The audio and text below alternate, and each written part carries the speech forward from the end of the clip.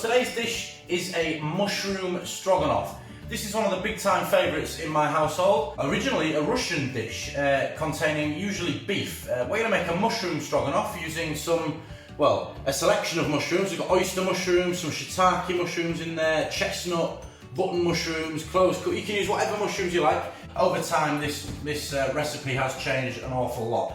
I'm going to show you a little bit of flambeing as well, so we're going to get some flames going today. So I'll take you through some of the ingredients that we're going to use first of all, and then we will get to making our stroganoff. So with us making a mushroom stroganoff, as I said earlier, our main ingredient is mushrooms. I have 250 grams of mushrooms here.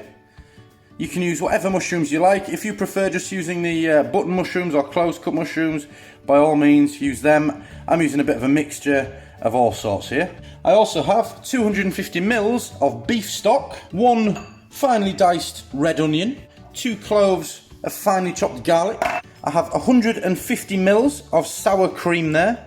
Now here we have some brandy. We're going to do a bit of flambeing later on. I will show you how to do that. So I have roughly 2 tablespoons of brandy, the same quantity in olive oil. I've got 25 grams of unsalted butter, a tablespoon of Dijon mustard, a teaspoon of paprika, half a teaspoon of thyme, and half a teaspoon of black pepper.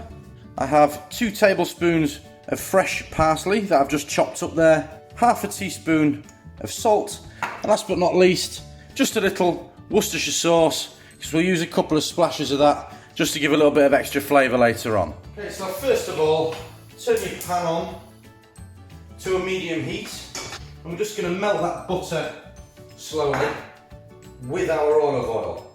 By adding the oil and the butter, that's just going to stop that butter burning. Just while that butter melts then, we're going to do the same as what we've done to our onions and our garlic, and we're just going to roughly chop them. So any which way, it doesn't have to be accurate.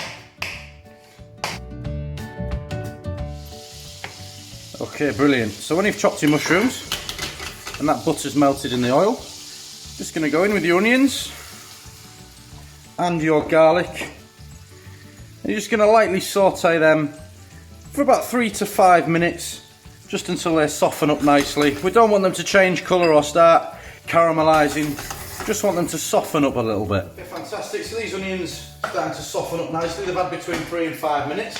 Next step, I'm going to go in with our mushrooms.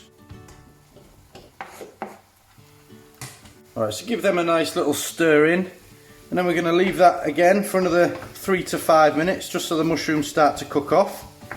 And then I'm going to show you the exciting bit, how to get a flame going with a flambé. Okay, so those mushrooms, again, have had 3 to 5 minutes. They've started to cook down nicely.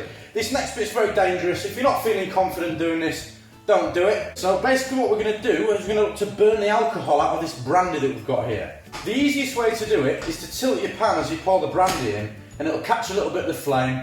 And another way, the way that I'm going to do it today, use a blowtorch or use a match or a lighter to light the brandy. So here we go. This is quite simple flambé. The flames don't take long to burn down. There we go, that's the alcohol burned off. We're going to go in with your thyme and your black pepper, in with your paprika, in with your chopped parsley, your salt, and in with your Dijon mustard. I'm going to give all that a lovely stir up. Okay, the smell in the room is already absolutely fantastic now. So now we're going to go in with our sour cream. Make sure you give that a really good stir in. Okay, if you're cooking your dish with rice, now's the time for your rice to go on. Take a little bit of our Worcestershire sauce, just a little splash in there, not too much. Maybe the equivalent of half a teaspoon. Again, mix that in. And the last thing is our beef stock. We're just going to leave that to bubble away there nicely for about 10 minutes while our rice cooks. I think we're there, so I'm going to start dishing up. a bit of rice, and then I'm just going to ladle generous helpings of our stroganoff. And serve that with some crusty bread. And there we have it. There's a homemade mushroom stroganoff.